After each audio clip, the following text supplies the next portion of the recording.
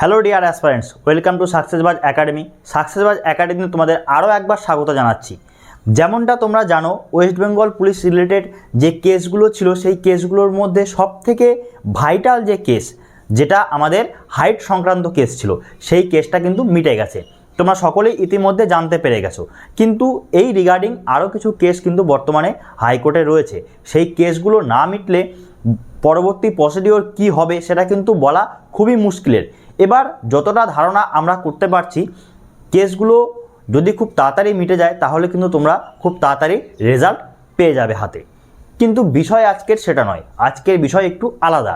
আজকের বিষয়টা কি, একটা নতুন কেসের সম্ভাবনা দেখা দিয়েছে। কি? ইডাব্লিউএস নিয়ে কেস। আজ অবধি আমি তোমাদের অনেকবার সাবধান করেছি, সতর্ক করেছি যে কেসের রাস্তায় হাঁটাটা কিন্তু সঠিক পন্থা নয়।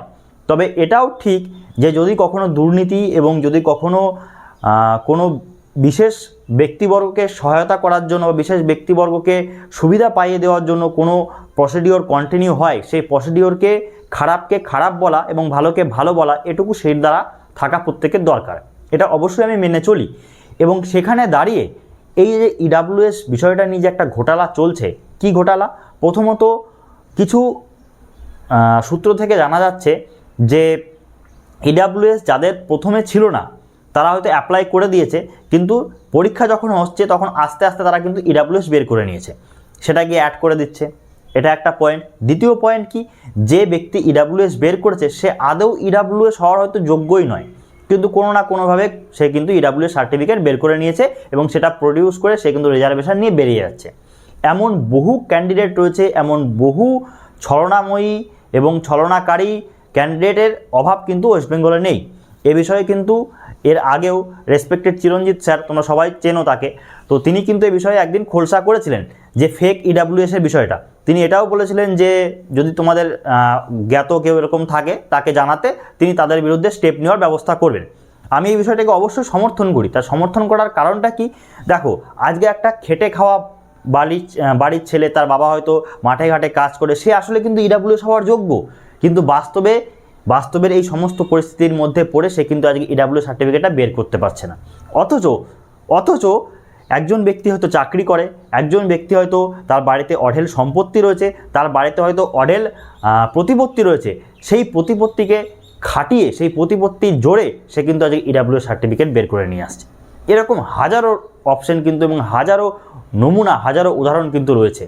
কিছুদিন আগে এই ইডাব্লিউএস রিগার্ডিং একটা স্পেশাল ভিডিও করেছিলেন অমিত খিলোর বলে একজন ইউপিএসসির টিচার রয়েছেন, যিনি সম্ভবত স্টাডি আইকিউতে পড়ান।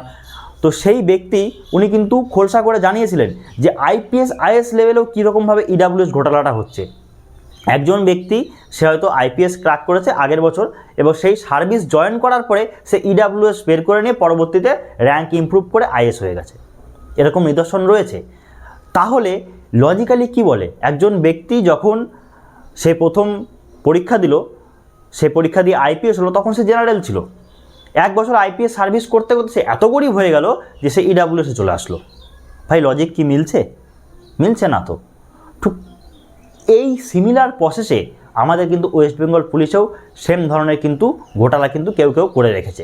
এবং আমি পার্সোনালি অবশ্যই চাই এই সমস্ত ব্যক্তিদের বাদ দেওয়া উচিত। তার কারণ কি, এদের জন্য একটা যে সত্যিকারের ক্যান্ডিডেট, যে সত্যিকারের ইডাব্লিউএস পাওয়ার যোগ্য, সেই ব্যক্তিরা বঞ্চিত হচ্ছে, যেটা কিন্তু কখনোই কাম্য নয়। এ বিষয়ে তোমাদের কি মতামত তোমরা কিন্তু অবশ্যই আমাকে কমেন্ট বক্সে জানাবে। তার কারণ ইডাব্লিউএসটা নিয়ে দিন দিন একটা বিশাল বড় ইস্যুতে পরিণত হচ্ছে। এই ইডাব্লিউএস নিয়ে এই যে ইস্যুটা তৈরি হচ্ছে, এই ইস্যুটাকে সলভ করা কিন্তু অবশ্যই জরুরি। তা না হলে ইন ফিউচারে যে অন্যান্য ক্যাটাগরি বা অন্যান্য যে জেনারেল ক্যাটাগরির ছেলেমেয়েরা, তারা কিন্তু একটা বিশাল বিপর্যস্ত অবস্থায় পড়বে। এবং সর্বোপরি এই বিষয়টাই নয়, যারা প্রকৃত ইডাব্লিউএস, যারা প্রকৃত দরিদ্র সীমার নিচে বসবাসকারী, তারা কিন্তু বিপদে পড়ছে। কাজেই এই বিষয়টা যাতে খুব তাড়াতাড়ি রোক লাগানো যায়, এই বিষয়টাতে খুব তাড়াতাড়ি সলভ করা যায়, তার জন্য কিন্তু তোমাদেরও এগিয়ে আসতে হবে, সবাইকে এগিয়ে আসতে হবে, সবাইকে একসাথে আওয়াজও তুলতে হবে। কাজেই এই ইডাব্লিউএস নিয়ে যে ঝুটঝামেলাগুলো তৈরি হচ্ছে, তোমাদের আশেপাশে যদি এরকম কেউ থেকে থাকে তাকে সতর্ক করো, অন্যথায় প্রসিডিওর মেনে তাদের বিরুদ্ধে কিন্তু ব্যবস্থা নেওয়ার যে প্রসিডিওর সেটা কিন্তু আমাদের চালু করতে হবে, অবশ্যই করতে হবে। তা না হলে তোমরা বঞ্চিত হয়ে যাবে। তোমরা যারা জেনারেল ক্যান্ডিডেট তারা বঞ্চিত হবে, যারা প্রকৃত ইডাব্লিউএস ক্যান্ডিডেট তারা বঞ্চিত হবে, যারা প্রকৃত ক্যাটাগরি ওয়াইজ ভ্যাকেন্সি জন্য বসে আছো তারা বঞ্চিত হবে।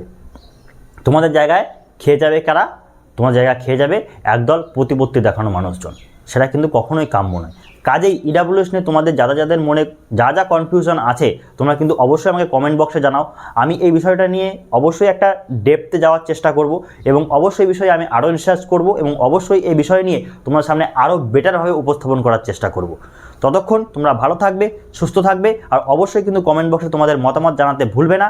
আবারও দেখা হচ্ছে কোনো একটি ইনফরমেটিভ ভিডিও নিয়ে। ততক্ষণ ভালো থাকবে, সুস্থ থাকবে। জয় হিন্দ।